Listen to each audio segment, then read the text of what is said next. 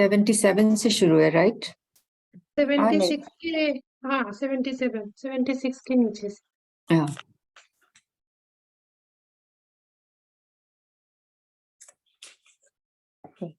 ठीक है, मैं शुरू करूँ। शुरू कर दो, पहले सकल सुमंगलदायक पर। सकल सुमंगलदायक रघुनायक गुण गान, सादर सुनैते तरही भव सिंधु बिना जल जांज। सीताराम चरण रति मोरे, अनुदिन पढ़ऊ अनुग्रह तोरे। ओके, राजा तो व्याकुल है, बोल नहीं सकते, हृदय में शोक से उत्पन्न हुआ भयानक संताप है। तब रघुकुल के वीर श्री रामचंद्र जी ने अत्यंत प्रेम से चरणों में सिर नवाकर उठकर विदा मांगी। हे पिताजी, मुझे आशीर्वाद और आज्ञा दीजिए। हर्ष के समय आप शोक क्यों कर रहे हैं? हे तात, प्रिय के प्रेमवश प्रमाद कर्तव्य कर्म में त्रुटि करने से जगत में यश जाता रहेगा और निंदा होगी।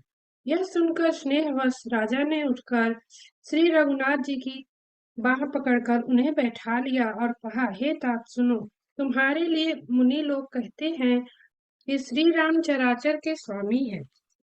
शुभ और अशुभ कर्मों के अनुसार ईश्वर हृदय में विचार कर फल देता है। जो कर्म करता है वही फल पाता है, ऐसी वेद की नीति है। यह सब कोई कहते हैं, किंतु इस अवसर पर तो इसके विपरीत हो रहा है। अपराध तो कोई और ही करे और उसके फल का भोग कोई और ही पावे। भगवान की लीला बड़ी ही विचित्र है, उसे जानने योग्य जगत में कौन है? तो आज हमारे विजय सुमित्र बैठे हैं, तो 13 साल का है। देखो बहुत अच्छा पढ़ते हैं, रामचरितमानस पढ़ते हैं। तो थोड़ा सा बेटा पता होगा, हम अयोध्या कांड कर रहे हैं।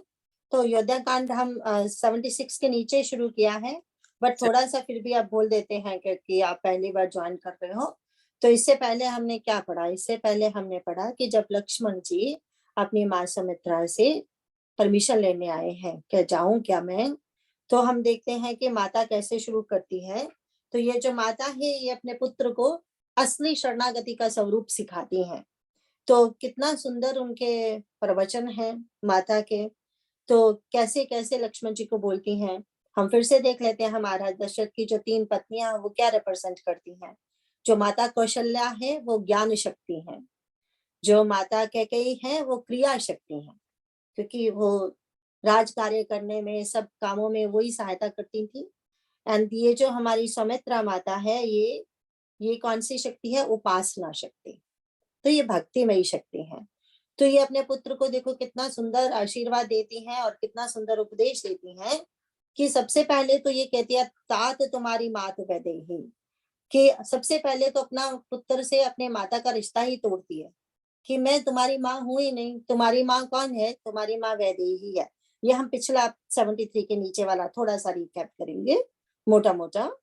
तो उसमें हम देखेंगे कि माँ सुमित्रा क्या बोल रही हैं कि देखो, जो लौकिक माँ बाप होते हैं वो कहीं ना कहीं, हम सारे लौकिक माँ बाप हैं, हमारे अंदर स्वार्थ भाव रहता है अपने बच्चों के, अपने संतान के प्रति, क्योंकि हमें वो वाला प्रेम नहीं है। हमें मोह और ममता होती है, जिसमें हमने देखा था कि ममता में एक स्वार्थ भाव होता है, मैं और मेरा होता है, अहंकार भाव होता है। तो वो बोलती हैं कि अगर तुम मेरे को अपनी माता मान के चलोगे तो तुम फिर हमेशा दवायत में फंसे रहोगे। तो तुम उस जगत जननी वैदेही को ही अपनी माता मानो, और पिता किसको मानो? राम जी को। तो जो लौकिक नहीं है, क्योंकि हमने पहले भी कहा था ना कि देखो, ऐसा लगता है कि तीनों माताओं में सिर्फ वो ही समझ पाई राम कौन है। मिरेकल तो सबने ही सुने हैं ना। इवन जब हम देखते हैं शादी करने के बाद भी जब वापस आते हैं राम जी, तब हमें याद होगा बालकांड में तो माता कौशल्या भी पूछती है कि वो ताड़का को कैसे मारा तुम लोगों ने। सभी माताएं पूछती है ना कि तुमने वो उनको कैसे मारा, तुमने उन राक्षसों को, इतने सकुमार से तुम बच्चे हो। एंड कैसे तारा उसको अहल्या को। तो वो सब समझती है, लेकिन असली कौन समझ पाई? माता सुमित्रा ही समझ पाई। तो वो फिर क्या अपना यही संदेशा, यही उपदेश, यही देती हैं कि जो राम जी से नाता जोड़ता है वो ही असली नाता है। तो वो क्या बोलती हैं कि उसके बाद वो यही शिक्षा देती हैं कि देखो, अगर तुम मुझे माता समझ के जाओगे तो तुम्हें मेरी हमेशा, क्योंकि जिसको हम छोड़ के जाते हैं, जिसके वियोग में रहते हैं, उसका ध्यान हमेशा रहता है, तो तुम्हें हमेशा मेरा ध्यान लगा रहेगा। इसीलिए मैं चाहती हूँ कि तुम ना तो अपनी माँ को याद करना, ना पिता को याद करना। तुम्हारे माता पिता आज से यही लोग हैं, है ना। उसके बाद वो बोलती हैं पुत्रवती जुगती जग सोई। तो पुत्रवती मतलब संतान उसी ने पैदा की इस दुनिया में जिसके बच्चे राम भक्त हो, प्रभु के भक्त हो, है ना। क्यों? तो वो बोलती हैं कि देखो, हम कहते हैं जो अपने पितरों का जो कल्याण करते हैं वही कर सकता है जो भगवान का भक्त है। बाकी तो हम गया में कहीं भी क्या क्या श्राद्ध करे, जो कल्याण राम का भक्त, जो प्रभु का भक्त कर सकता है, वो कोई श्राद्ध नहीं कर सकता, है ना। तो उसके बाद फिर वही कहती हैं कि एंड सबसे सुंदर ये बात आती है कि देखो, एक बार भी उन्होंने ऐसा नहीं महसूस होने दिया कि मैं तेरे विरह में कैसे रहूंगी, है ना। हो नहीं दिए। यहाँ तक भी हमने पूरा ये पढ़ लिया, इसीलिए मैं कहा मोटा मोटा फिर से देख लीजिए।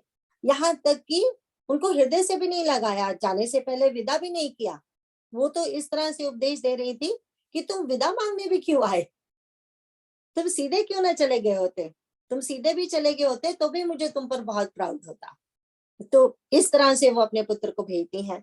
तो ऐसा चरित्र हम देखेंगे कि ऐसा संवाद, ऐसा चरित्र हमें पूरे एक्चुअली रामचरितमानस में कहीं नहीं मिलेगा, ये जो ऐसा संवाद है। तो वो इसीलिए देखो, यहाँ तक कहते हैं कि तेरे भाग्य से भगवान को वनवास मिला, कि जो तुम जा रहे हो, ये जो तुम्हारा त्याग है, ये जो तुम्हारी सेवा है, ये हमेशा अचल एंड अमर रहेगी, है ना।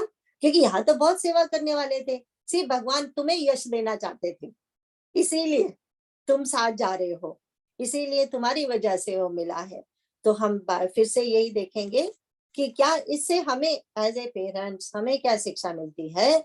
हमें यही शिक्षा मिलती है कि अगर हम चाहते हैं कि हमारी संतान तेजस्वी हो, वृक्त हो, भगवान के भक्त हो, जब तक हम नहीं बनेंगे तो संतान कैसे बनेंगे। पहले तो हमें बनना पड़ेगा ना, तभी संतान हमसे सीख के बन पाएगी ना। तो दिस इज द मेन शिक्षा फॉर अस। तो अभी जो हमने 76 के नीचे पढ़ा उसकी तरफ आते हैं कि अब लक्ष्मण जी आ गए, अब ये तीनों तैयार हैं विदा मांगने के लिए। तो फिर आए हैं वापस, क्योंकि तब माता कैकेयी को बोला था ना, महाराज दशरथ को बोला था मैं वापस आता हूँ, माता को प्रणाम कराऊं। तो अब जाने के लिए विदा मांग रहे हैं। तो हम देखते हैं कि राजा बहुत व्याकुल हो गए। तो अब क्या कहते हैं, अब पिताजी को क्या बोल रहे हैं, पितो आशीष आयुष मोहे दीजिए, हर्ष समय विस्मय कत कीजिए। तो कहते हैं ये तो हर्ष होने का समय है। कहा तो महाराज दशरथ, पूरी जनता, पूरे अयोध्यावासी, वो तो ऐसे परेशान हुए पड़े हैं, व्याकुल हुए पड़े हैं। एंड भगवान क्या कह रहे हैं कि ये तो हर्ष का समय है। दैट्स द डिफरेंस बिटवीन भगवान जी एंड हम में। तो वो क्या तात किए प्रेम प्रमादो, बोले कि आप रिमेम्बर कैकेयी ने कहा था ना, ये तुमसे बहुत प्रेम करते हैं इसीलिए परेशान है, अदरवाइज इसमें क्या बड़ी बात थी, जो मैंने मांग लिया तुमको वनवास भेजना तो दे देना चाहिए था ना। बट वो क्योंकि भगवान ने पूछा था ना मेरे पिताजी को क्या हुआ, इस तरह से क्यों पड़े, बोले और कुछ नहीं हुआ, बस तेरे प्यार में अंधे हुए पड़े हैं। ये माता कैकेयी ने बोला था, पीछे हमने देखा। तो यहाँ पे ये भगवान स्वयं कैसे कह रहे हैं, कितने प्रेम से बोल रहे हैं अपने पिता को। क्या बोल रहे हैं कि पिताजी देखो, ये आपके अंतःकरण की दुर्बलता है, परमात्मा आप सचमुच मेरे प्यार में इतने अंधे हो गए हो कि इस समय आपको धर्म और अधर्म का पता नहीं चल रहा है ना। कि जस जग जाए होए अपवादो, बोले आप तो इतने धर्मशील, धीरवान, महात्मा पुरुष हो, राजा हो, और कहते हैं आप मेरे प्रेम वश में इतने पागल हो गए कि कहते हैं आप अपने कर्तव्य कर्म को भूल रहे हैं। आपने जब एक वरदान मेरी माँ को दिया था और उन्होंने मांगे, तो इस समय आप डगमगा क्यों गए हो वो वरदान देने के लिए, है ना। तो ये मतलब है उनका। तो उसके बाद कहते हैं सुने स्नेह बस उठी नरनाहा, बैठा रे रघुपति गई वहां। तो अब रघुवंश जी की बाह पकड़ के वो बैठ गए। तो क्या बोल रहे हैं बोलते हैं, सुनो तात तुम कहूँ मुनि कही, राम चराचर नायक है। कहते मैं तो तुम्हें अपना पुत्र ही समझता हूँ, पुत्र समझ के ही प्रेम करता हूँ। पर बड़े बड़ी ये ऋषि मुनि जब कोई आते हैं ना, जैसे विश्वामित्र जी भी आए थे, ये सब आते हैं तो ये कहते हैं कि इनको मामूली अपना पुत्र मत समझो, ये तो स्वयं भगवान आए हैं तुम्हारे घर में। बट जैसे कि वो एज ए पेरेंट्स उनका ऐश्वर्य भूल जाते हैं। मैंने पिछले जन्म में भी एज ए मनु उन्होंने यही मांगा था कि मैं आपको सिर्फ अपना पुत्र समझ के प्रेम करूं, यही मांगा था ना। तो वो कहते हैं कि पर मुझे एक प्रश्न है तुमसे अब। क्या प्रश्न है? तो बोले, शुभ और शुभ कर्म अनुहारी ईस दे फलो हृदय विचारी। जो मैंने पढ़ा है ग्रंथों में, शास्त्रों में पढ़ा है, जो महात्माओं से सुना है कि जो कोई कर्म करता है उसका उसको वैसा फल मिलता है, जैसा करोगे वैसा भरोगे, है ना। तो बोले कि जो बुरा कर्म अगर हुआ है, जो बुरे तो किससे हुआ, मेरे से हुआ, कैकेयी से हुआ, मंत्रा से हुआ, किसी से भी पूछ समझ लो। तो लेकिन इसका फल आपको क्यों मिल रहा है? आप इतने सकुमार हो, छोटे उम्र के हो, बच्चे हो, छोटे हो, प्यारे, आपको वन में क्यों जाना पड़ रहा है? तो ये तो विधाता उल्टा ही कर रहा है ना। तो यहाँ पे क्या हो गया? तो हमने एक तरफ हम कहते हैं कर्म प्रधान कर रखा है, भगवान ने कर्म प्रधान कर रखा है, जो जैसा कर्म करेगा वैसा पाएगा। तो फिर बोले ऐसी वेद की अगर नीति है तो उल्टा क्यों हो रहा है यहाँ पे? तो और करे अपराध, अपराध तो कोई और कर रहा है और फल किसी और को मिल रहा है। तो कहते हैं ये क्या है भगवान की लीला विचित्र इसमें। तो ये कहते हैं इसे जानने जोगे जगत में कौन है, कौन इसको समझ सकता है यहाँ पे। और 77 के नीचे पढ़ेंगे। राजा ने इस प्रकार श्री रामचंद्र जी को रखने के लिए छल छोड़कर बहुत से उपाय किए, पर जब उन्होंने धर्म धुरंधर, धीर और बुद्धिमान श्री रामचंद्र जी का रुख देख लिया और वे रहते हुए न जान पड़े, तब राजा ने सीता जी को हृदय से लगा लिया और बड़े प्रेम से बहुत प्रकार की शिक्षा दी, दुख कहकर सुनाए। फिर सास, ससुर तथा पिता के पास रहने के सुखों को समझाया। परंतु सीता जी का मन श्री रामचंद्र जी के चरणों में अनुरक्त था, इसीलिए उन्हें घर अच्छा नहीं लगा और न वन भयानक लगा। फिर और सभी लोगों ने भी वन में विपत्तियों की अधिकता बता बताकर सीता जी को समझाया। मंत्री सुमंत जी की पत्नी और गुरु वशिष्ठ जी की स्त्री अरुंधति जी तथा और भी चतुर स्त्रियां स्नेह के साथ कोमल वाणी से कहती है कि तुमको तो राजा ने वनवास दिया नहीं है, इसलिए जो ससुर, गुरु और सास कहे तुम तो वही करो। यह शीतल, हितकारी, मधुर और कोमल सीख सुनकर सीता जी को अच्छी नहीं लगी। वह इस प्रकार व्याकुल हो गई मानो शरद ऋतु के चंद्रमा की चांदनी लगते ही चकई व्याकुल हो उठती हो। हाँ, तो हम देखते हैं कि अब कहते हैं ये जो आया ना, राय राम राखन हित लागी, बहुत उपाय किए छल त्याग। तो वो बोल रहे हैं पहले, इससे पहले अगर याद होगा, महाराज दशरथ ने जब देखा था ना राम आए और ये कई सब बोलते जा रही हैं, बकबक करते जा रही हैं, तो उन्होंने शिव भोलेनाथ को मना रहे हैं, सब भगवान को मना रहे हैं और बोल रहे हैं कि कुछ ऐसा करो, राम मना कर दे जाने के लिए, कुछ तो ऐसा करो, कुछ तो करो। लेकिन यहाँ उन्होंने देखा कि अरे मैं भगवान भगवान करता हूँ, भगवान तो छल कपट नहीं भाता, मैं अपना इज्जत रखने के लिए और ये कह रहा हूँ कि राम मना कर दे, कितनी बुरी बात है। अब यहाँ पे क्या बोलते हैं, यहाँ पे फिर अब साफ हर तरह के उपाय करने लगे, छल छोड़ दिया और बोले कि देखो मैंने वरदान कई को दिए थे, बट तुमको वनवास जाने के लिए मैंने नहीं कहा, तुम वनवास मत जाओ। जब मैं अपने मुंह से बोल ही नहीं रहा हूं तुम्हें कि तुम वन में जाओ, तो तुम क्यों जा रहे हो वन में? और उसके लिए मुझे जो पाप लगे, जो अपशेष मिले मुझे कोई परवाह नहीं, मुझे नरक में जाना पड़े मुझे कोई परवाह नहीं, पर तुम मत जाओ, मैं तुम्हें जाने के लिए कह ही नहीं रहा। और सचमुच महाराज दशरथ ने तो अपने मुंह से एक बार भी नहीं कहा था राम जी को बन जाने के लिए। वो तो माता का कहीं नहीं बोला था ना, जो भी बोला था उन्होंने तो नहीं बोला था ना। तो इसीलिए वो कह रहे हैं, वो क्या बोल रहे हैं कि देखो तुम मत जाओ, मैंने तुमको बोला ही नहीं तो तुम जाओ भी नहीं। फिर जब उन्होंने देखा कि ये तो नहीं मानने वाला, क्यों नहीं मानने वाला, क्या क्वालिटीज बताई देखी उन्होंने राम में, कि वो धर्म धुरंधर है। धर्म धुरंधर, धर्म को अच्छी तरह से जानने वाले, धुरंधर होता है जो माहिर हो किसी चीज में, उसको बोलते हैं धुरंधर। तो बोलते तुम धर्म धुरंधर, तुम्हें जो धर्म है ऊपर से नीचे दाएं बाएं सब पता है, पूरी तरह से तुम धर्म को जानने वाले हो, धीर हो। धीर मीन उस उनमें धीरता में क्या होता है, धारण करने की शक्ति। तो उनमें वो है, बोले धीरता है उनमें, एंड उसके बाद बुद्धिमान है। तो कहते राम जी का रुख देख लिया और वह रहते हुए जानना पड़ेगा। उन्होंने देखा कि नहीं, ये नहीं मानेंगे आज, है ना, धीर है, वीर है, गंभीर है, ये मानने वाले नहीं है। तो फिर बोले अच्छा तो ये नहीं मानेंगे, तो सीता जी को मना था। अभी सीता जी तो प्यारी सी छोटी सी बच्ची है, कभी उसने वो, अभी रिमेम्बर कौशल्या माता ने कहा था ना राम जी को कि ये तो चित्र में बने हुए, तस्वीर में बने हुए बानर को देकर डर जाती है, ये वन में कैसे रहेंगी। तो यहाँ पे देखो ये भी फिर वही बोल रहे हैं कि ये वन में नहीं रह सकती सीता बेटा, तुम यहाँ रह लो, तुम रहो हमारे पास। तो फिर हमने देखा कि यहाँ पे फिर सुमंत्र जी, रिमेम्बर जो सुमंत्र जी हैं, महामंत्री भी हैं, महाराज दशरथ के प्रिय मित्र भी हैं, उनकी पत्नी ने भी माता सीता को समझाया। फिर हमने गुरु विशिष्ट जी की जो पत्नी है अरुंधति, उन्होंने भी बोला कि मत सीते तुम मत जाओ, तुम्हें थोड़ी मिला है वनवास। But remember one thing, nobody dare to say Lakshman ji मत जाओ। लक्ष्मण जी को कोई कुछ नहीं बोल सकता कि तुम मत जाओ, उसका तो कोई नाम भी नहीं लेते, तभी तो लक्ष्मण जी का तो नाम ही नहीं आया ना, सिर्फ सीता जी का आया कि सीते तुम रुक जाओ।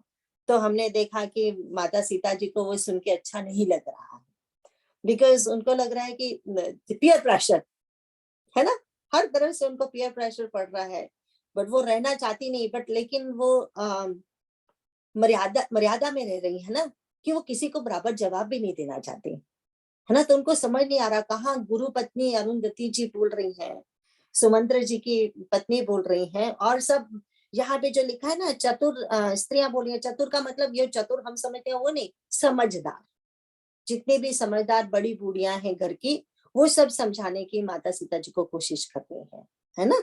तो इसके आगे पढ़ेंगे।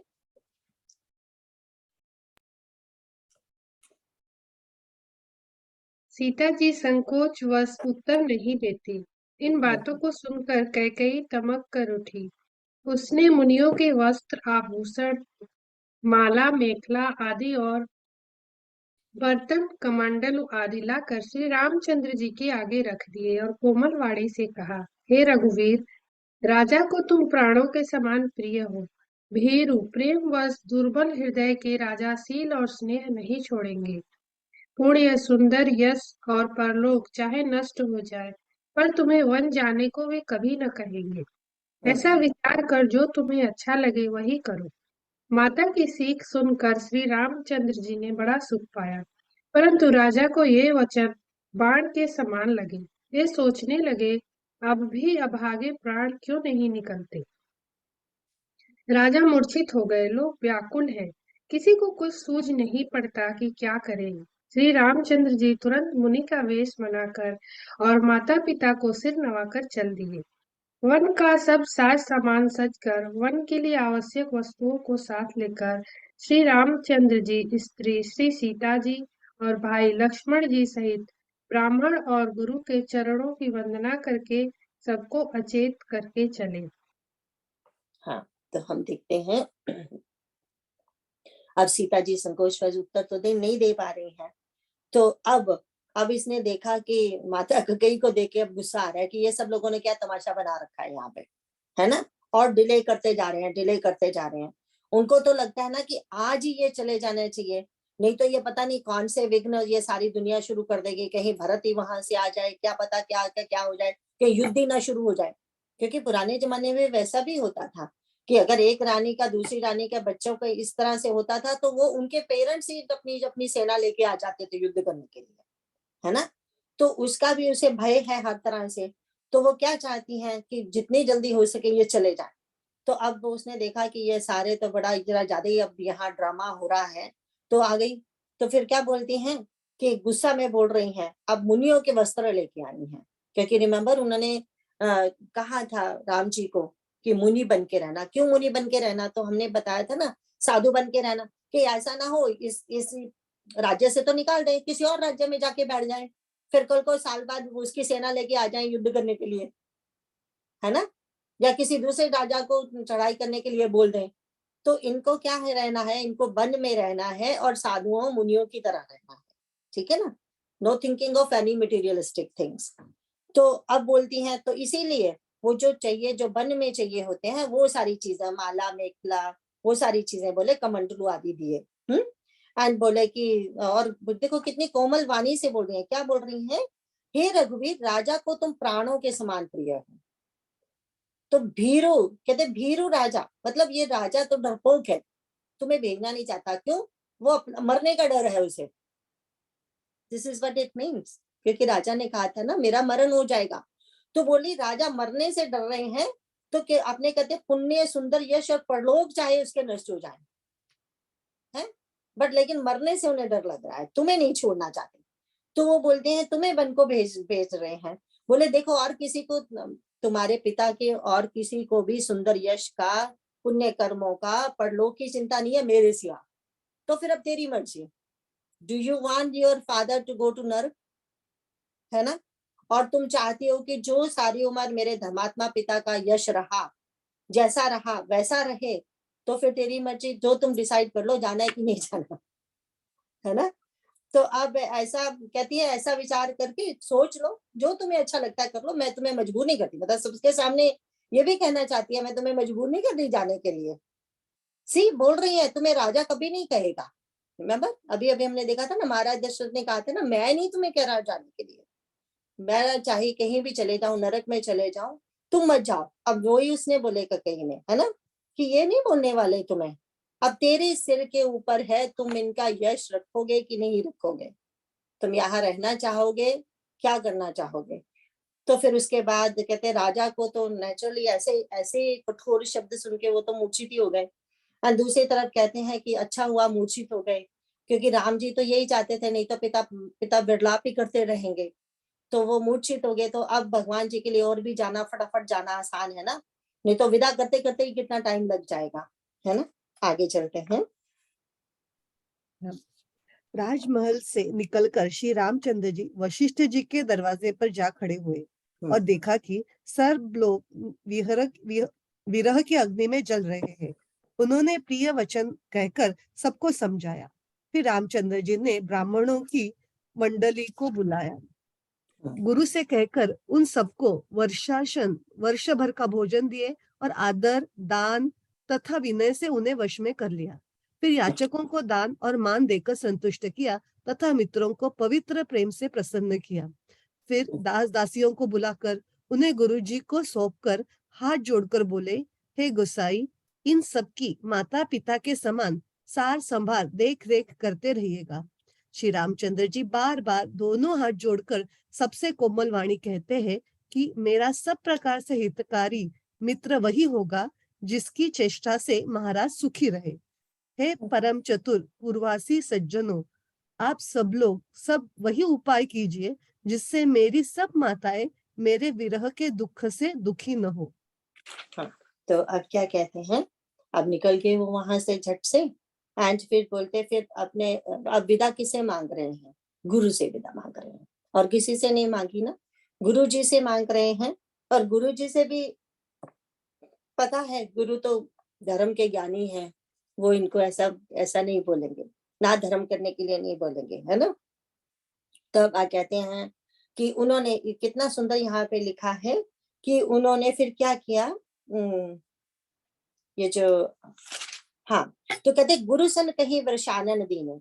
अब जितने भी ब्राह्मण थे उनको पूरे वर्ष का खर्चा, देखो ये राजकुमार हैं, युवराज हैं, ये इन सबको भी तो अपना अपना अपने अपने इनके महल हैं, अपने अपने इनकी धन संपत्ति है, अपने अपने इनके नौकर चाकर हैं सबके, है ना। रिमेम्बर हमने देखा था, इवन माता सीता जी को, उन बहनों को कितना दहेज दिया गया था, वहां से भी नौकर चाकर इनके साथ आए थे, है ना। तो अब उस सबसे पहले इन्होंने क्या किया, सबसे पहले इन्होंने जितने भी ब्राह्मण थे बोले साल भर का खाना, सब कुछ जो जो चाहिए होता है चीजें सब दान में की उन लोगों को। उसके बाद कहते हैं किसी को इन्होंने दान किया, किसी को मान दिया, किसी को दान दिया, किसी को मान दिया, और किसी को जो अपने संगी साथी थे, है ना, अपने दोस्त मित्र थे, उनको क्या किया, अब उनको थोड़ी दान देना है ना, उनको क्या किया, उनको प्रेम से संतुष्ट किया। से कितनी बड़ी बात है, मतलब एक एक चीज में अगर आप देखिए तो कितना एक्चुअली गहरा गहरा शब्दों का मीनिंग है। आप देखो, गुरुजी से कहकर सबको वर शासन दिया, ये ब्राह्मणों को दिया, ठीक है ना, और आदर दान दिया। देखो सारे ब्राह्मण कईयों को चाहिए ही नहीं कुछ, दे आर सन्यासी होते हैं, नित्य सन्यासी, दे डोंट नीड एनीथिंग, तो उनको क्या सम्मान दिया। और सबसे ज्यादा एक्चुअली अगर कोई दान राजा दे सकता है किसी को, एक राजा, वो है सम्मान, है ना, सबसे बड़ा दान जो दे सकता है। तो उसके बाद हम देखते हैं, और फिर जो उनके संगी साथी थे उनको क्या किया, उनको उन्होंने जैसे देखो फिर से याचकों को दान और मान देकर संतुष्ट किया, है ना। फिर मित्रों को पवित्र प्रेम से प्रसन्न किया कि देखो तुम रहो यहाँ पे, तुम मेरे प्यारे मित्र हो। उसके बाद उन्होंने जो उनकी अपनी निजी दासियां थी, दास दासियां थे, उनको कहाँ भेजा, गुरु जी के यहाँ। देखो किसी को कहीं और नहीं भेजा, गुरु जी के यहाँ सौंप दिया कि आप ही अब इनके माता पिता हैं, आप ही इनका रक्षण करेंगे। वो बेचारे कहाँ जाएंगे, है ना। एक राजनीति भी है इसमें। अब देखो इनको तो पता है ये घर वैसा नहीं है, this is not a Kaurav and Pandav, this is Ramayan over है, ये अयोध्या है, राम जी का घर है, वहां ये सब नहीं होने वाला। परंतु अगर वो कौरव पांडव होते तो इनके दास दासियों का क्या हाल होता, है ना। तो भरत जी अगर दुर्योधन की तरह होते तो इनके दास दासियों का, इनके सबका क्या हाल होता। तो एज ए राजनीति भी वो तुम ये दिस इज योर रिस्पॉन्सिबिलिटी, इनको कहाँ छोड़ोगे, अपने गुरु जी के पास छोड़ा, है ना, यहाँ वो हमेशा सेफ रहेंगे, then nobody can touch them, है ना। तो उसके बाद हम देखते हैं, अब बार बार कोमल, अब लोगों को प्यार से मनाया जा रहा है कि आपको कैसे रहना है, मेरे पिता ने आपको कैसे पाला है ना, अपने बच्चों की तरह पाला है। अब इस समय मुश्किल समय आया है, आपको उनका ध्यान रखना है, राइट, जो सारे के सारे इतने परेशान होके बैठे हैं। अब बेटी के नीचे पढ़ेंगे। इस प्रकार श्री राम जी ने सबको समझाया और हर्षित होकर गुरु जी के चरण कमलों में सिर नवाया। फिर गणेश जी, पार्वती जी और कैलाशपति महादेव जी को मनाकर तथा आशीर्वाद पाकर श्री रघुनाथ जी चले। श्री राम जी के चलते ही बड़ा भारी विषाद हो गया। नगर का आर्तनाद हाहाकार सुना नहीं जाता। लंका में बुरे शकुन होने लगे। अयोध्या में अत्यंत शोक छा गया और देवलोक में सब हर्ष और विषाद दोनों के वश में हो गए। हर्ष इस बात का था कि अब राक्षसों का नाश होगा और विषाद अयोध्या वासियों के शोक के कारण था। मूर्छा दूर हुई तब राजा जागे और सुमंत्र को बुलाकर ऐसा कहने लगे, श्री राम वन को चले गए पर मेरे प्राण नहीं जा रहे हैं। न जाने ये किस सुख के लिए शरीर में टिक रहे हैं। इससे अधिक बलवती और कौन सी व्यथा होगी जिस दुख को पाकर प्राण शरीर को छोड़ेंगे। फिर धीरज धरकर राजा ने कहा, हे सखा, तुम रथ लेकर श्री राम के साथ जाओ। अत्यंत सुकुमार दोनों कुमारों को और सुकुमारी जानकी को रथ में चढ़ाकर वन दिखलाकर 4 दिन के बाद लौट आना। आगे बढ़ेंगे। यदि धैर्यवान दोनों भाई न लौटे, क्योंकि श्री रघुनाथ जी प्रण के सच्चे और दृढ़ता से नियम का पालन करने वाले हैं, तो तुम हाथ जोड़कर विनती करना कि हे प्रभु, जनक कुमारी सीता जी को तो लौटा दीजिए। जब सीता वन को देखकर डरे, तब मौका पाकर मेरी यह सीख उनसे कहना कि तुम्हारी सास और ससुर ने ऐसा संदेश कहा है कि पुत्री तुम लौट चलो, वन में बहुत क्लेश है, कभी पिता के घर, कभी ससुराल, जहां तुम्हारी इच्छा हो वही रहना। इस प्रकार तुम बहुत से उपाय करना। यदि सीता जी लौट आई तो मेरे प्राणों को सहारा हो जाएगा, नहीं तो अंत में मेरा मरण ही होगा। विधाता के विपरीत होने पर कुछ वश नहीं चलता। हाँ, राम, लक्ष्मण और सीता को लाकर दिखाओ। ऐसा कहकर राजा मूर्छित होकर पृथ्वी पर गिर पड़े। सुमंत जी राजा की आज्ञा पाकर सिर नवाकर और बहुत जल्दी रथ जुड़वाकर वहां गए जहां नगर के बाहर सीता जी सहित दोनों भाई थे। हाँ, तो हम देखते हैं कि अब वो निकल रहे हैं। अब फाइनली मूर्छा खुली है महाराज दशरथ जी की। तो महाराज दशरथ जी बहुत दुखी हैं।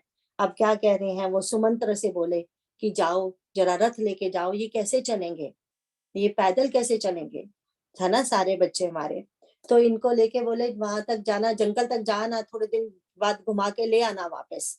तो ऐसे कहते वो सिद्धे को कितना सुंदर आगे बोल दिया ना कि सीता वहां जाके थोड़ा सा डर जाएगी, तब समझा देना, जब डरेगी ना तब समझा देना।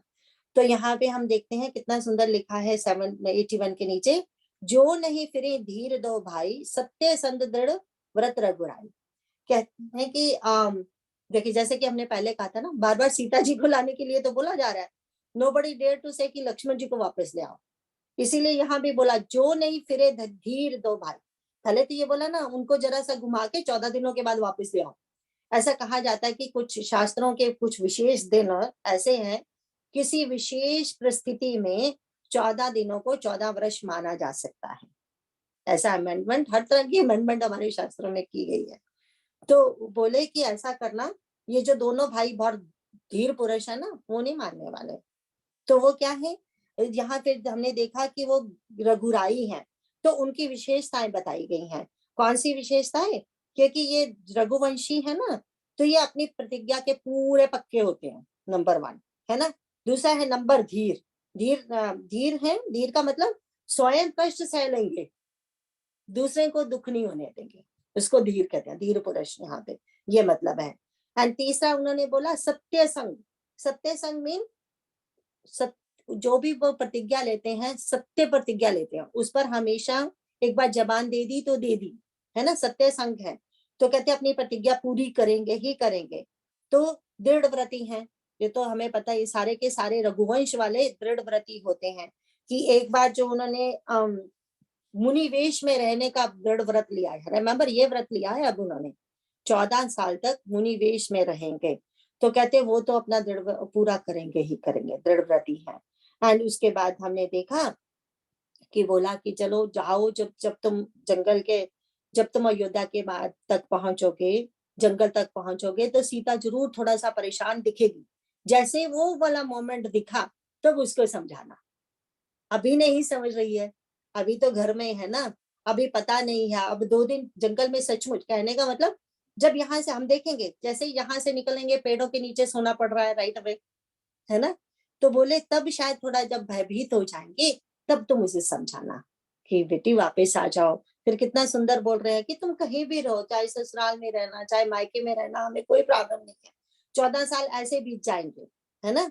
और फिर बोल रहे हैं कि अगर वो आ गई तो फिर भी मेरे जीने की कुछ ना कुछ आशा है, मैं जी सकता हूँ, अदरवाइज मैं नहीं बचूंगा, ऐसा बोलते हैं। आगे बढ़ते हैं। तब वहां पहुंचकर सुमंत्र ने राजा के वचन श्री रामचंद्र जी को सुनाए और विनती करके उनको रथ पर चढ़ाया। सीता जी सहित दोनों भाई रथ पर चढ़कर हृदय में अयोध्या को सिर नवाकर चले। श्री रामचंद्र जी को जाता हुए और अयोध्या को अनाथ होते हुए देखकर सब लोग व्याकुल होकर उनके साथ हो लिए। कृपा के समुद्र श्री राम जी उन्हें बहुत तरह से समझाते हैं तो वे अयोध्या की ओर लौट जाते हैं, परंतु प्रेमवश फिर लौट आते हैं। अयोध्यापुरी बड़ी डरावनी लग रही है, मानो अंधकारमयी काल रात्रि ही हो। नगर के नर नारी भयानक जंतुओं के समान एक दूसरे को देखकर डर रहे हैं। घर, शमशान, कुटुंबी, भूत प्रेत और पुत्र, हितैषी और मित्र मानो यमराज के दूत हैं। बगीचों में वृक्ष और बेलें कुम्हला रही है। नदी और तालाब ऐसे भयानक लगते हैं कि उनकी ओर देखा भी नहीं जाता। करोड़ों घोड़े, हाथी, खेलने के लिए पाले हुए हिरण, नगर की गाय, बैल, बकरी आदि पशु, पपीहे, मोर, कोयल, चकवे, तोते, मैना, सारस, हंस और चकोर। आगे बढ़ते हैं। श्री रामचंद्र जी के वियोग में सभी व्याकुल हुए जहां तहां ऐसे चुपचाप स्थिर होकर खड़े हैं, मानो तस्वीरों में लिखकर बनाए गए हैं। नगर मानो फलों से परिपूर्ण बड़ा भारी सघन वन था। नगर निवासी सब स्त्री पुरुष, बहुत से पशु पक्षी थे, अर्थात अवधपुरी अर्थ धर्म काम मोक्ष चारों फलों को देने वाली नगरी थी। और सब स्त्री पुरुष सुख से उन फलों को प्राप्त करते थे। विधाता ने द्रौपदी को भिलनी बनाया, जिसने 10 दिशाओं में दुस्सह दावाग्नि भयानक आग लगा दी। श्री रामचंद्र जी के विरह की इस अग्नि को लोग सह न सके। सब लोग व्याकुल होकर भाग चले। सबने मन में विचार कर लिया कि श्री रामचंद्र जी, लक्ष्मण जी और सीता जी के बिना सुख नहीं है। जहाँ श्री रामचंद्र जी रहेंगे वही हमारा समाज रहेगा। श्री रामचंद्र जी के बिना अयोध्या में हम लोगों का कुछ काम नहीं है। ऐसा विचार दृढ़ करके देवताओं को भी दुर्लभ सुखों से पूर्ण घरों को छोड़कर सब श्री रामचंद्र जी के साथ चल पड़े। जिनको श्री रामचंद्र जी के चरण कमल प्यारे हैं, उन्हें क्या कभी विषय भोग वश में कर सकते हैं? बच्चों और बूढ़ों को घरों में छोड़कर सब लोग साथ हो लिए। पहले दिन श्री रघुनाथ जी ने तमसा नदी के तीर पर निवास किया। तो हम देखें कि भगवान भी मान गए हैं रथ में बैठने के लिए। क्यों मान गए थे रथ में बैठने के लिए? क्योंकि अब उन्हें भी जल्दी है अयोध्या से निकलने की। उनको भी पता है जितनी जल्दी निकलेंगे तभी होगा। पैदल चलते चलते तो और पता नहीं कितने दिन लग जाएंगे और लोग परेशान होते जाएंगे। हो सकता है पिता पीछे पीछे भागे आए, है ना। तो अब वो निकल पड़े हैं, तो हमने देखा कि बहुत सारे लोग भी उनके पीछे पीछे निकल पड़े हैं। तो अब लोग भगवान मना रहे हैं पर कोई मानता नहीं है। यहाँ पे कितना सुंदर 83 के नीचे सब बताया ना कि इवन पशु पक्षी वो भी सब परेशान। मतलब राइट नाउ सारे के सारे अयोध्या वासी के जो जीव हैं वो शाक में है। दे आर ऑल इन शाक। किसी को कुछ समझ में ही नहीं आ रहा। तो ऐसे हो गए हैं कि ना तो कहते रोते बनता है ना हंसते बनता है, कुछ कुछ अवाक से हो गए हैं। एंड उसके बाद बोला कि बहुत सारे लोग जो बेचारे बूढ़े हैं वो पीछे रह गए, औरतें पीछे रह गई, बाकी लोग आदमी तो साथ ही हो लिए कि हम तो आपके साथ ही चलेंगे। तो यहाँ पे तुलसीदास जी एक बात क्लियर करना चाहते हैं, ये मत समझ लेना कि इनको किसी चीज की कमी थी यहाँ पे इसीलिए जा रहे हैं। तो बोले चले साथ समंत्रु दृढ़ाई, सुर दुर्लभ सुख सदन बिहाई। कहते हैं अयोध्या का तो घर घर ऐसा ऐश्वर्यमय था कि वो स्वर्ग में भी ऐसे ऐश्वर्य दिखने को नहीं मिलेगा। सो ऐसे ऐश्वर्य को छोड़ के सारे के सारे अयोध्या वासी जाने के लिए तैयार हैं कि हमें कहाँ रहना है, जहां भगवान रहते हैं। हमें यहाँ रहना ही नहीं है ना। तो आप पहले दिन कहाँ पहुंचे? तमसा नदी के किनारे पे पहुंचे हैं। तो भगवान आगे बढ़ते हैं 84 के नीचे। प्रजा को प्रेमवश देखकर श्री रघुनाथ जी के दयालु हृदय में बड़ा दुख हुआ। प्रभु श्री रघुनाथ जी करुणामय है, पराई पीड़ा को वे तुरंत पा जाते हैं, अर्थात दूसरे का दुख देखकर वे तुरंत स्वयं दुखित हो जाते हैं। प्रेम युक्त कोमल और सुंदर वचन कहकर श्री राम जी ने बहुत प्रकार से लोगों को समझाया और बहुतेरे धर्म संबंधी उपदेश दिए, परंतु प्रेमवश लोग लौटते नहीं। सील और स्नेह छोड़ा नहीं जाता। श्री रघुनाथ जी असमंजस के अधीन हो गए, दुविधा में पड़ गए। शोक और परिश्रम थकावट के मारे लोग सो गए और उस देवताओं की माया से भी उनकी बुद्धि मोहित हो गई। जब दोपहर रात बीत गई, तब श्री रामचंद्र जी ने प्रेम पूर्वक मंत्री सुमंत्र से कहा, हे तात, रथ के खोज मार कर अर्थात पहियों के चिन्हों से दिशा का पता न चले, इस प्रकार रथ को हाँकिए और किसी उपाय से बात नहीं बनेगी। शंकर जी के चरणों में सिर नवाकर श्री राम जी, लक्ष्मण जी और सीता जी रथ पर सवार हुए। मंत्री ने तुरंत ही रथ को इधर उधर खोज छिपाकर चला दिया। हाँ, तो हम देखते हैं, कहते हैं अब भगवान जी सब लोग आए पड़े हैं। अब भगवान जी परेशान हो रहे हैं। वो बोल रहे काहे की परेशानी, उनको क्या चिंता हो रही है, उनको क्या पीड़ा हो रही है। वो देखो कैसे करुणा में रघुनाथ गोसाई, वेगी पाही पीर पर आई। तो कहते प्राय पीड़ा को वो तुरंत पा जाते हैं, उनको मिलती है पीड़ा। किसी की पीड़ा देख के भगवान ऐसे हैं। तो हम है ना, हम तो अपनी पीड़ा से ही दुखी होते हैं। भगवान एंड संत ऐसे होते हैं ना जो दूसरे की पीड़ा से दुखी होते हैं। ऐसा कहा जाता है। बड़ा सुंदर पद लिखे हुए हैं तुलसीदास जी ने कि जब हमारे लक्ष्मण जी को शक्ति लगी उनके हृदय में, तो बोले कि लक्ष्मण जी को तो कुछ पता ही नहीं है, लेकिन पीड़ा किसे हो रही थी? राम जी को। सारी की सारी पीड़ा जो शक्ति की है वो राम जी को हो रही थी। एंड ऐसा कहते भी है, जब उठे शक्ति लगने के बाद में भगवान जी ने उन्हें बोला कि लक्ष्मण तुम्हें कैसा लग रहा था, मैं तो रो रहा था बैठा, तुम्हें कैसा लग रहा था? लक्ष्मण बोले मुझे मुझे मैं तो बड़े सुख की नींद में सो रहा था। बोले नहीं तो मैं तो सोया ही नहीं, इतने सालों से सोया ही नहीं था, ऊपर से मुझे काहे की चिंता। मैंने कहा चलो ठीक है, आज आपकी गोद गोद मिली है सोने के लिए तो आराम से सोते हैं, तो उनको तो कोई दुख था ही नहीं। और जो सुमित्रा माता की अभी हमने बात की, वो देखते हैं, कहते हैं जब जब हमारे जो हनुमान जी गुजर रहे थे, हमें पता है तीर लगा, वो मूर्छित हुए, भरत जी के वहां किए गए, तो तब उन्होंने जब सबको समाचार मिला, सब माताएं भागी आई, तो जब सुमित्रा को समाचार मिला कि लक्ष्मण मूर्छित हुए पड़े हैं, तो उन्होंने पता क्या बोला कि अभी की अभी शत्रुघ्न तुम्हारे साथ जाएंगे। तो क्या हुआ अगर लक्ष्मण मूर्छित पड़ा है, तो क्या हुआ अगर लक्ष्मण कल को रहेगा नहीं, पर एक दूसरा भी है ना अभी हमारे पास, ये जाएगा साथ में। तो कहते हैं ये सुनते ही उस समय अवाक हो गए थे हनुमान जी एंड भरत कि ये माता देखो कैसी हैं। तो फिर हनुमान जी ने कहा आप चिंता मत करिए, इसकी जरूरत नहीं पड़ेगी। और उस समय कहते हैं जो सब अपना अपना ओपिनियन दे रहे थे, उस समय उर्मिला से जब पूछा गया था, उर्मिला ने कहा तो आप चिंता मत करो। हनुमान जी को बोलती हैं सुबह होगी नहीं, आपको पता नहीं या वो किसकी गोद में सोए हुए हैं, जिसकी गोद में सोए हुए हैं वो उसको कुछ होने ही नहीं देंगे। तो वो ये है, ऐसे हैं हमारे भगवान कि जब हमारी पीड़ा से वो स्वयं दुखी होते हैं। हमें लगता है कि हमें बड़ी पीड़ा हो रही है, इस समय भगवान भी मेरे साथ नहीं है। कभी कभी ऐसे लगता है ना हमें कि इस समय तो इतना दुख है, लगता है मेरे प्रभु भी मुझे भूल गए, पर भगवान अपने अपने बच्चे को कभी नहीं भूलते। तो ये है कि उन्हें देख के बहुत दुख हो रहा है, तो उनके अब उन्हें क्या क्या करूं मैं, कोई समझने वाला नहीं। अब कहते यहाँ ना दुविधा में पड़े हैं, अब क्या करें आगे। तो फिर उन्होंने क्या किया कि जब देखा सब सो गए, और बोले देवताओं ने भी मदद की, क्योंकि देवताओं ने तो अपना काम कराना है ना, तो सबको गहरी नींद में सुला दिया। और बोले अब तब उन्होंने सुमंत्र को उठाया कि उठिए, हम आगे को चलेंगे, कि रथ ऐसे चलाना कि किसी को चिन्ह ना पता चले, कभी इधर ऐसे घुमा के यहाँ से निकलना। तो वो रात वहां से निकल जाते हैं, है ना। अब 85 के नीचे पढ़ते हैं। सवेरा हो सवेरा भाभी पढ़ूं मैं? हाँ हाँ मैं हाँ, पढ़िए ना। हाँ।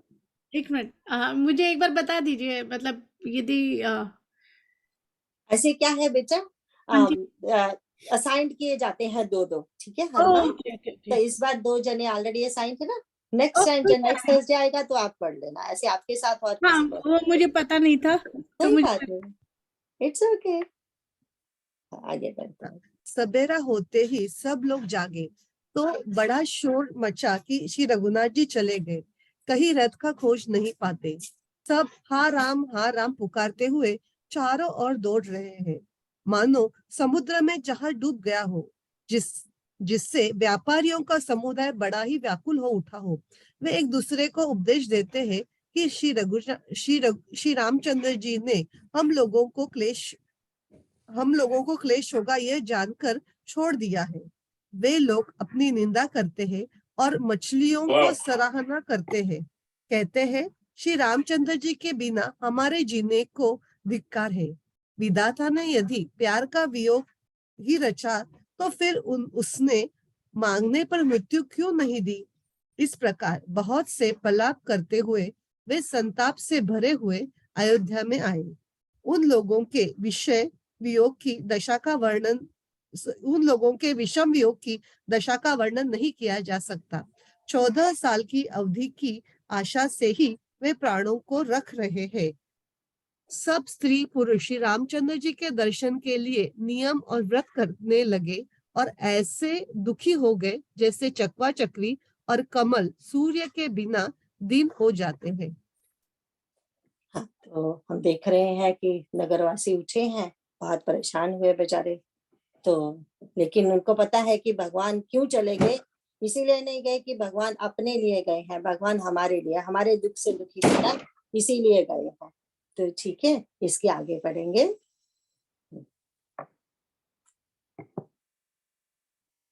सीता जी और मंत्री सहित दोनों भाई श्रृंगवेरपुर जा पहुंचे। वहां गंगा जी को देखकर श्री राम जी रथ से उतर पड़े और बड़े हर्ष के साथ उन्होंने दंडवत की। लक्ष्मण जी, सुमंत्र और सीता जी ने भी प्रणाम किया। सबके साथ श्री रामचंद्र जी ने सुख पाया। गंगा जी समस्त आनंद मंगलों की मूल है। वे सब सुखों की करने वाली और सब पीड़ाओं की हरने वाली है। अनेक कथा प्रसंग कहते हुए श्री राम जी गंगा जी की तरंगों को देख रही है। उन्होंने मंत्री को, छोटे भाई लक्ष्मण को और प्रिया सीता जी को देव नदी गंगा जी की बड़ी महिमा सुनाई। इसके बाद सबने स्नान किया, जिससे मार्ग का सारा श्रम, थकावट दूर हो गया और पवित्र जल पीते ही मन प्रसन्न हो गया। जिनके स्मरण मात्र से बार बार जन्मने और मरने का महान श्रम मिट जाता है, उनको श्रम होना यह केवल लौकिक व्यवहार न लीला है। शुद्ध प्रकृति जन्य त्रिगुणों से रहित मायातीत दिव्य मंगल विग्रह सच्चिदानंद कंद स्वरूप सूर्य कुल के ध्वजारूप भगवान श्री रामचंद्र जी मनुष्यों के सदृश ऐसे चरित्र करते हैं जो संसार रूपी समुद्र के पार उतरने के लिए पुल के समान है। हाँ, तो हम देख रहे हैं कि कहाँ पहुंचे हैं, श्रृंगपुर वीर पहुंचे हैं। वहां उनके मित्र गुहू राजा हैं, वो हम बाद में देखते हैं। ये कहते हैं संगरोध के पास है। बाकी श्रृंगपुर, ये जंगली ट्राइब्स होती है, श्रृंग होते हैं, सिंगों को बोलते हैं ना श्रृंग। तो ये इनका काम ही हंटिंग करना है। तो बोले हैं जहाँ पे इन्होंने अपनी बाड़ी बनानी होती है, अपनी बाउंड्री लाइन लगानी होती है ना, तो वो सींगों से लगाते हैं। डिफरेंट डिफरेंट जानवरों के सींग होते हैं, इसलिए वो श्रृंगपुर वे कहा जाता है उसे। तो अब देखते हैं कि वहां पहुंचे, वहां कहा किसके दर्शन हुए, गंगा मैया के दर्शन हुए। तो उन्होंने कहते हैं कि उतरे हैं लक्ष्मण जी सुमंत्र के साथ, माता सीता जी के साथ, और बोलते हैं गंगा जी, तो गंगा जी को देख के, गंगा जी क्या है, गंगा जी समस्त आनंद मंगलों की मूल है ना। एंड कहते हैं वे सब सुखों को करने वाली हैं और सब पीड़ाओं को हरने वाली हैं। अब देखो राम जी हमें सिखा क्या रहे हैं, जो अभी हमने पढ़ा, अगर ध्यान से पढ़ा होगा तो यहाँ यहाँ क्या क्या बता रहे हैं भगवान जी, कि कहीं भी अगर तीर्थ स्थान पे अगर हमें जाना हो तो हमें शिक्षा दे रहे हैं कि सबसे पहले उसका महात्म्य समझना चाहिए, है ना। हम कहीं भी जाएं, किसी भी तीर्थ स्थान में जाएं, पहले ही उसका महात्म्य अच्छी तरह से समझें। फिर पहले उसका मतलब यह है, पहले मन में, पहले भी उसका महात्म्य समझ के फिर मन में स्नान कीजिए, उसके बाद शरीर स्नान होगा, तब उसकी समझ में आएगा। ऐसे तो गंगा में रोज, तो जो गंगा के किनारे रहते हैं रोज नहाते हैं, क्या उनके पाप चल जाते हैं? लेकिन मानता, अगर हम मन से मानते हैं, सच्ची श्रद्धा से मानते हैं तो ही टलेंगे ना, ऐसे थोड़ी टलेंगे।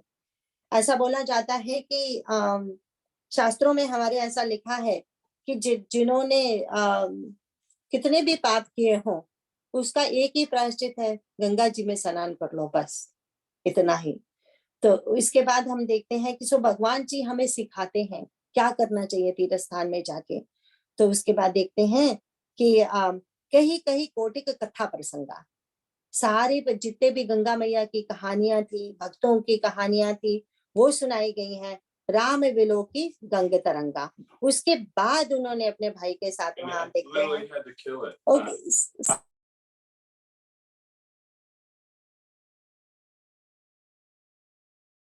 सॉरी तो वो कहते हैं तो कथा सुनाई गई और कहते हैं फिर उन्होंने फिर क्या, मंजन कीनी पथ श्रम गए, तो अपना, क्योंकि 2 दिन से चले आ रहे हैं, क्या क्या घटनाएं हुई हैं, तो कहते हैं अपनी थकावट दूर की, उन्होंने मंजन किया। तो वो बोले थकावट भगवान को काहे की थकावट, वो तो समय शुद्ध सच्चिदानंद में है, तो उनको काहे की थकावट, वो भी एक लीला कर रहे हैं। तो कहते हैं कंद भानुकुल केतु, बोले भानुकुल कंद मीन, वो तो दूसरों को भी, जो शुद्ध सच्चिदानंद स्वरूप है, वो दूसरों को भी आनंद की वर्षा करने वाले हैं, उनको श्रम कहाँ से होगा। पर ये भी भगवान अगर आए हैं, मनुष्य चरित्र कर रहे हैं, तो ये भी करना होगा, है ना। इससे आगे बढ़ते हैं। जब निषाद राज गुह ने यह खबर पाई, तब आनंदित होकर उसने अपने प्रियजनों और भाई बंधुओं को बुला लिया और भेंट देने के लिए फल मूल कंद लेकर और उन्हें भारों बहगियों में भरकर मिलने के लिए चला। उसके हृदय में हर्ष का पार नहीं था। दंडवत करके भेंट सामने रखकर वह अत्यंत प्रेम से प्रभु को देखने लगा। श्री रघुनाथ जी ने स्वाभाविक स्नेह के वश होकर उसे अपने पास बैठाकर कुशल पूछी। निषाद राज ने उत्तर दिया, हे नाथ, आपके चरण कमल के दर्शन से ही कुशल है। आपके चरण विंदार के दर्शन कर आज मैं भाग्यवान पुरुषों की गिनती में आ गया। हे देव, यह पृथ्वी, धन और घर सब आपका है। मैं तो परिवार सहित आपका नीच सेवक हूँ। अब कृपा करके पूर्व श्रृंगवेरपुर में पधारिए और इस दास की प्रतिष्ठा बढ़ाइए, जिससे सब लोग मेरे भाग्य की बढ़ाई करें। श्री रामचंद्र जी ने कहा, हे सुजान सखा, तुमने जो कुछ कहा सब सत्य है, परंतु पिताजी ने मुझको और ही आज्ञा दी है। उनकी आज्ञा अनुसार मुझे 14 वर्ष तक मुनियों का व्रत और वेश धारण कर और मुनियों के योग्य आहार करते हुए वन में ही बसना है। गांव के भीतर निवास करना उचित नहीं है। यह सुनकर गुह को बड़ा दुख हुआ। हाँ, तो हम देखते हैं कि अब पहुंचे हैं, तो जब निषाद राज को ये खबर मिली तो तुरंत आ गया उनको मिलने के लिए। तो अब हम देखते हैं कि करी दंडवंत भेंट धरी आके, तो तरह तरह की भेंटें लेके आगे पहुंचे हैं। लेकिन जो सबसे सुंदर पंक्ति यहाँ पे है जिसको हमें पकड़ना है वो है, देव धरनी धनु धाम तुम्हारा, मैं जनु नीच सहित परिवारा। तो क्या बोल रहे हैं कि हे देव, ये पृथ्वी, धन और घर सब आपका है, मैं तो परिवार सहित आपका नीच सेवक हूँ। तो this is what we have to learn.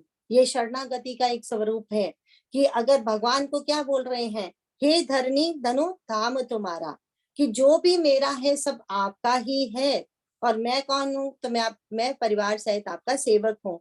तो फिर बोले कि कृपा करके आइए, मेरे यहाँ पहुंचिए, है ना। बोले कि कृपा करिए पुरधारिये पाओ, थापिये जनु सब लोग से हाओ। आप कहते हैं कृपा करके श्रृंगेरपुर में पधारिए और इस दास की प्रतिष्ठा को बढ़ाइए। क्योंकि अभी देखो, एक गु है, एक जंगली ट्राइब का मामूली राजा है। तो अब राम जी आए हैं, राम जी अयोध्यापुर के राजा, तो वो आए हैं, तो उसको लगता है कि एक बार अगर ये हमारे घर पे आ जाएंगे तो हमारे घर की शोभा कितनी बढ़ जाएगी। सब लोग देखेंगे इसके यहाँ राम आए थे, इसके यहाँ राम आए हैं। तो इसीलिए वो, क्योंकि अभी भी वो इच्छा है ना, इच्छा है उस सम्मान की। तो हमने पीछे कहा था ना, भगवान ने सम्मान दिया, सबसे बड़ा दान होता है सम्मान देना, है ना।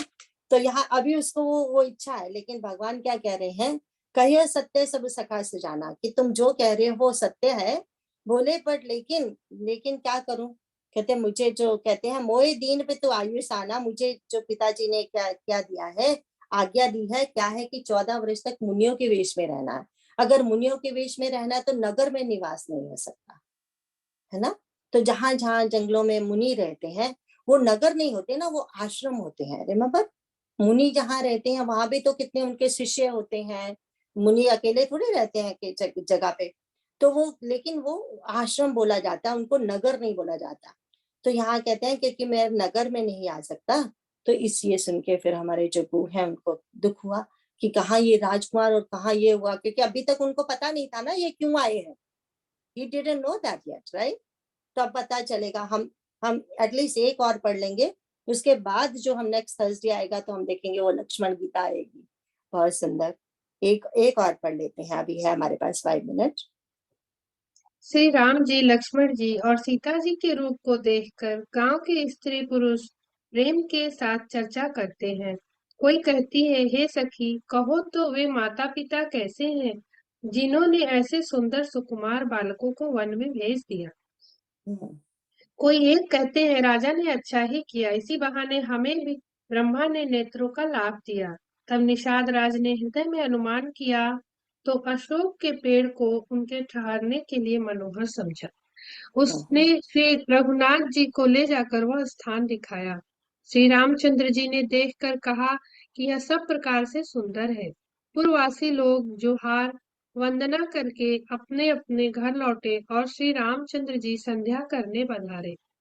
गुह ने इसी बीच कुश और कोमल पत्तों की कोमल और सुंदर साथरी सजाकर बिछा दी और पवित्र मीठे और कोमल देख देख कर दोनों में भर भर कर फल मूल और पानी रख दिया, अथवा अपने हाथ से फल मूल दोनों में भर भर कर रख दिए।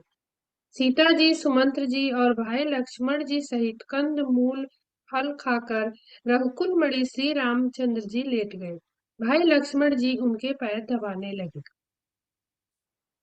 हाँ, तो हम देखते हैं कि अभी जब भगवान का उन्होंने देखा कि फिर उन्हें असली अब पता चला कि क्यों आए हैं, तो अब उन्होंने ठीक है हाँ इंतजाम कहाँ करूं इनका इंतजाम, तो एक सुंदर अशोक ट्री देखा, उसके नीचे की जगह सुंदर देखी, तब बता रहे हैं कि अपने उन्होंने क्या कोमल पत्तों से सुंदर साथी बनाई, सुंदर बिस्तर बनाया, है ना।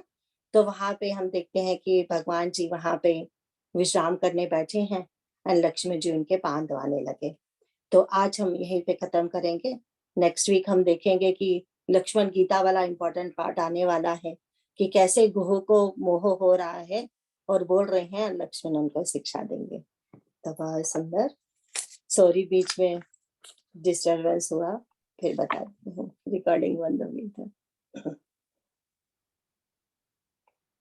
लास्ट वाला बोले। जी जी आंटी। बार बार बर मांगहु हरष देहु श्री रंग, पद सरोज अन पायनी भगति सदा सतसंग। जय सीता राम चरण रति मोरे, अनुदिन बढ़ो अनुग्रह तोरे। Thank you Krishna ji. Thank you Narayan.